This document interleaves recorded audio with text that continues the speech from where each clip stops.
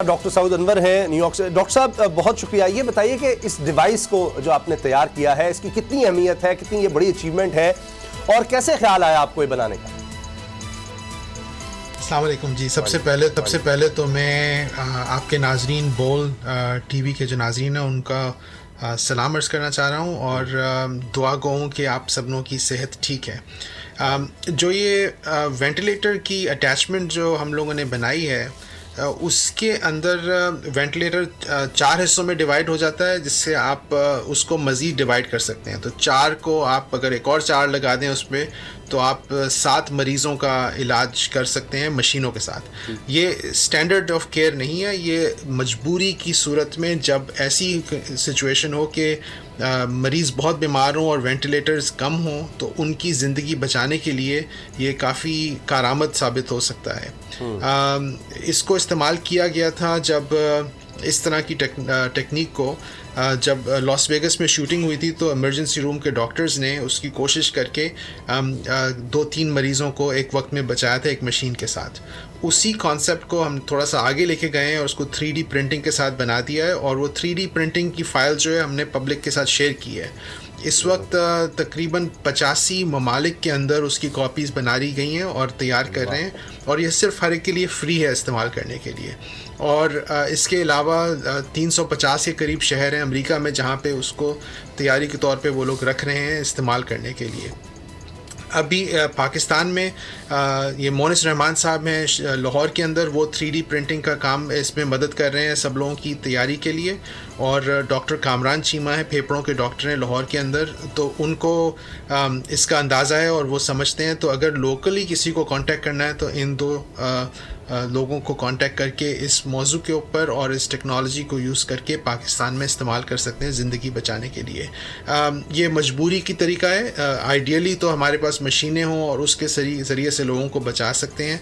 अगर ideal situation नहीं है, जो कि पूरी दुनिया में इस वक्त आइडियल सिचुएशन नहीं है, तो इस वजह से इस किस्म की चीज़ों को इस्तेमाल करने से कुछ उम्मीद की किरण हो सकती है। आपको जिस तरह हमने दिखाया और जिस तरह पूरे सोशल मीडिया पे, इलेक्ट्रॉनिक मीडिया पे और प्रिंट मीडिया पे जो लिखा जा रहा है कि जिस तरह अमेरिका में आपको लोगों ने जब ट्रिब्यूट पेश किया तो उस वक्त आपके जज्बात और तासरात जो फीलिंग नज़र भी आ रही थी, हम चाहते हैं कि आप बोल के नाजरीन जो दुनिया भर में और पाकिस्तान में देख रहे हैं उनके साथ भी, और हम भी चाहते हैं कि वो क्या उस वक्त आपके तासरात थे कि एक प्राउड पाकिस्तानी जो है जब उसको पूरी अमरीकी जो कम्युनिटी की बड़ी एक जो तादाद है वो उसको इस अचीवमेंट पे ट्रिब्यूट पेश कर रही थी। जब लोगों ने ट्रिब्यूट पेश किया और जो किया तो मैं बिल्कुल भी तैयार नहीं था, मुझे मालूम नहीं था, तो कंप्लीट सरप्राइज़ थी। मैं हस्पताल में आईसीयू में जाता हूँ और फिर क्योंकि मैं मरीज़ जो है कोविड के मरीज़ों को देख रहा हूँ कोरोना वायरस के, तो मैं घर पे एक कमरे में अलग से रहता हूँ क्योंकि मैं बचा रहा हूँ कि किसी को मेरी वजह से बीमारी ना हो जाए। तो मुझे बिल्कुल मालूम नहीं था कि ये है और उन्होंने इतनी मोहब्बत मुझे शो की कि बस मेरी आंखों में आंसू आ गए। यही कह सकते हैं, वह तो इज़्ज़ो मंतशा व तो ज़िल्लो मंतशा, और ये उनकी मोहब्बत है। मेरे इसमें कोई ख़ासियत नहीं है, ये उन लोगों के अंदर की चाहत है, मोहब्बत है और नेकी है जिसकी वजह से उन्होंने इतना मुझे एज़ाज़ दिया और इतना प्यार दिया। और अगर हम इससे कुछ सीख सकते हैं तो ये सीख सकना चाहिए कि हमारे जो डॉक्टर्स हैं, नर्सेज़ हैं जो पाकिस्तान में काम कर रहे हैं, उनकी इज़्ज़त करें, उनसे प्यार करें, उनको प्रोटेक्ट करें, उनको पर्सनल प्रोटेक्टिव इक्विपमेंट दें ताकि वो लोग ज़्यादा से ज़्यादा लोगों की खिदमत कर सकें, उनको बचा सकें। और ये भी देखें कि वो किसी भी बैकग्राउंड के हों, रिलीजन के हों, पर्सपेक्टिव के हों, उनको प्यार करें और इज़्ज़त दें, जैसा कि हमारे अमरीकी भाइयों ने। आपने सेहत के निज़ाम को बहुत करीब से देखा है, जो कि दुनिया का जदीद तरीन सेहत का निज़ाम समझा जाता है और आपने इसको बहुत करीब से देखा है। अब कोरोना का जो चैलेंज है जो इस वक्त दरपेश है, अगर कोरोना के चैलेंज के बाद आप क्या समझते हैं कि अमेरिका के निज़ाम सेहत में क्या तब्दीलियाँ आनी चाहिए, और इसके साथ साथ पाकिस्तान में जो सेहत का जो निज़ाम है इसको कौन से बड़े चैलेंजेस दरपेश हैं, इस हवाले से आप क्या कहते हैं? जो अमेरिका के अंदर इस वक्त मैंने देखा है, हम लोग मेरे नज़दीक कोरोना के लिए तैयार नहीं थे कई वजूहात के। एक तो हमारे पास टेस्टिंग कैपेसिटी नहीं थी अमेरिका में, एक दूसरा था कि लोगों को जो लॉकडाउन काफ़ी देर से किया और अभी कई स्टेट्स हैं जहाँ पे लोग नहीं कर रहे हैं इसको, तो उसमें मसला है। तो ये कर्व जो है इसको फ्लैटन करना बहुत ज़रूरी है और पाकिस्तान के लिए लोगों को इसको करना बहुत ज़रूरी है, क्योंकि अगर एकदम ये बीमारी शदीद तेज़ी से बढ़ती है, आग की तरह फैलती है, तो उसको आग को रोकने के लिए लोगों को अलग-अलग रखना बहुत ज़रूरी है, क्योंकि वायरस जो है वो इंसानों के अंदर ही ज़िंदा रह सकता है। तो वो एक इंसान से दूसरे से तीसरे की तरफ जाके इस तरह फैल जाता है। तो हम लोगों ने अमेरिका में कुछ काम शुरू किया था, न्यूयॉर्क के नहीं किया, कनेटिकट के अंदर हम लोगों ने काफ़ी हद तक किया है, मगर उसको रखना और इसको कंट्रोल करना बहुत ज़रूरी है। और इसके अलावा मशीनें इतनी नहीं हैं और ट्रेन पर्सनल इतने नहीं हैं, क्योंकि अगर आपकी पूरी जो पॉपुलेशन है उसके 5% लोग इंटेंसिव केयर यूनिट में आ जाएं तो कोई भी हेल्थ केयर सिस्टम उसको बर्दाश्त नहीं कर सकता। और अमेरिका का हेल्थ केयर सिस्टम काफ़ी स्ट्रॉन्ग है। पाकिस्तान का हेल्थ केयर सिस्टम के अंदर जो लोग हैं बड़े मेहनती हैं, बहुत मेहनत करने वाले हैं, दिल से काम करते हैं, अक्लमंद हैं, मगर उनको टेक्नोलॉजी, उनको जगह, उनको प्रोटेक्शन चाहिए और वो भी ये सब कर सकते हैं। और डॉक्टर साहब यही बात कि अमेरिका में और एक साथ ये मर्ज शुरू हुआ, लेकिन अमेरिका में हालात ज़्यादा ख़राब नज़र आते हैं पाकिस्तान से, इसकी क्या वजह है? तो सवाल जो आपका है ना कि क्या अमेरिका और पाकिस्तान में बीमारी मुख्तलिफ तरीके से फैल रही है। अमेरिका में जब ये फैली है तो ये पाकिस्तान से कई हफ्ते आगे है।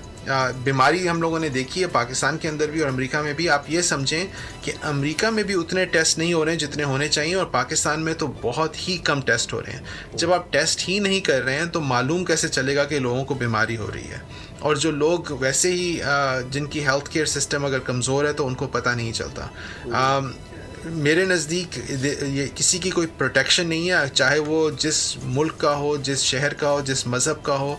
ये वायरस जो है किसी को रंग, नस्ल, किसी चीज़ को नहीं देखता, वो हर एक के ऊपर अटैक करता है। तो मुझे परेशानी है कि लोग ये ना समझ बैठें कि चूँकि उन्होंने इस आग को फैलते हुए नहीं देखा तो ये आग नहीं आ सकती।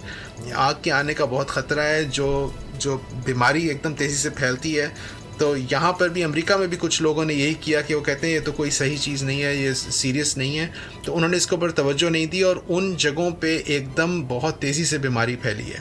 तो इसको सीरियसली लेना बहुत ज़रूरी है, लॉकडाउन करना बहुत ज़रूरी है, अक्लमंदी है।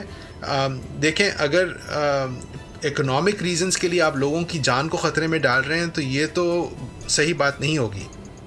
तो मेरे नज़दीक बहुत ज़रूरी है कि लॉकडाउन होना चाहिए मेरे नज़दीक, क्योंकि मैंने इस बीमारी को देखा है, मैं रोज़ इन मरीज़ों को देख रहा हूँ। डॉक्टर साहब, आपने अमेरिका की बात की, सिचुएशन की, अगर हम पाकिस्तान की भी, आपके पास भी रिपोर्ट जिस तरह मीडिया में आ रही है, पाकिस्तान में केसों की तादाद का आपको भी पता चल रहा है, टेस्टों के हवाले से भी, तो आप क्या समझते हैं कि पाकिस्तान में खतरा टल गया अभी बाकी? और ख़ास तौर पर एक जो मेरा क्वेश्चन है, चूँकि आप सीनियर डॉक्टर भी हैं, कि दर्जा हरारत जो कि पाकिस्तान में बहुत ज़्यादा शदीद गर्मी जो एकदम से शुरू हो गई है, तो क्या इसकी वजह से कोई कमी हो सकती है? वाकया दर्जा हरारत का जो बारे में परसेप्शन है कि शायद 27 डिग्री सेंटीग्रेड से ज़्यादा अगर दर्जा हरारत हो तो ये सर्वाइव नहीं कर सकता।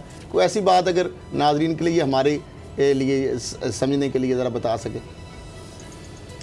जो मैंने अमेरिका में इस वक्त देख रहा हूँ और जो मैंने पूरी दुनिया में जो असेस कर रहा हूँ, इस वक्त पाकिस्तान ख़तरे से खाली नहीं है, ख़तरा टला नहीं है, बल्कि ख़तरा बढ़ता जा रहा है मेरे नज़दीक। तो मैं जो भी पॉलिसी मेकर्स हैं, जो भी लोग पॉलिटिक्स में हैं, एग्जीक्यूटिव पोजीशन में हैं, लेजिस्लेटिव पोजीशन में हैं, लोकल पोजीशंस में हैं, जो डॉक्टर्स हैं, जो मरीज़ हैं, उन सबको मालूम होना चाहिए कि मेरे नज़दीक यहाँ से देख के जो मैं अंदाज़ा लगा रहा हूँ और जो दूसरे ममालिक में है, ये वायरस जो है हर इंसान के ऊपर ख़तरे में आ सकता है। और ज़रूरी नहीं है कि बूढ़े और बुज़ुर्गों को ज़्यादा ख़तरा हो, ये जवानों को भी, मैं जवान लोगों को अभी ICU में देख रहा हूँ, तो ये हर एक के लिए ख़तरनाक है। लिहाजा ज़रूरी है कि अपने आप को बचा के रखें, अपने हेल्थ केयर सिस्टम को बचा के रखें और तैयारी करें पूरे तरीके से अपना ख्याल करने के लिए। तो इस वक्त रिलैक्स करने की गुंजाइश नहीं है,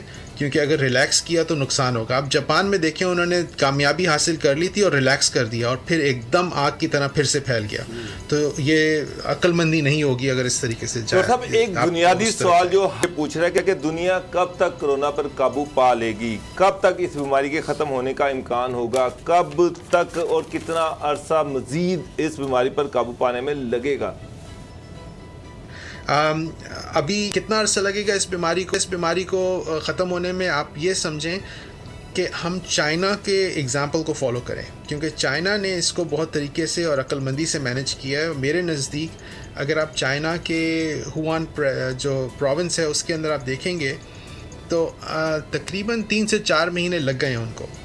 मगर ये अब आप 3 से 4 महीने आप अगले हफ्ते से नहीं करें, जब पीक पहुंच रही हो उससे आप 3-4 महीने कैलकुलेट करें। तो अभी तो शुरू भी नहीं हुआ है कई मुल्कों में, इंक्लूडिंग पाकिस्तान में। थोड़े बहुत जो केसेस आए हैं, they are not representative of the broader concerns. काफ़ी ज़्यादा आगे ख़तरा है, तो लिहाजा बचा के रखना है। और आपको कम से कम 3-4 महीने पीक के बाद लग सकते हैं इसके ऊपर। अच्छी खबर नहीं मैं बता रहा हूँ, मगर यही समझ में आ रहा है जो दूसरे मुल्कों में देखा है।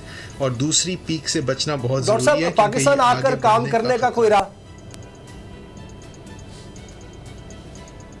जी, पाकिस्तान में मेरे भाई बहन लोग वहाँ पे जो हैं उनके लिए बहुत प्यार है, मोहब्बत है और दुआएं भी हैं। और मैं हर साल पाकिस्तान आता हूँ।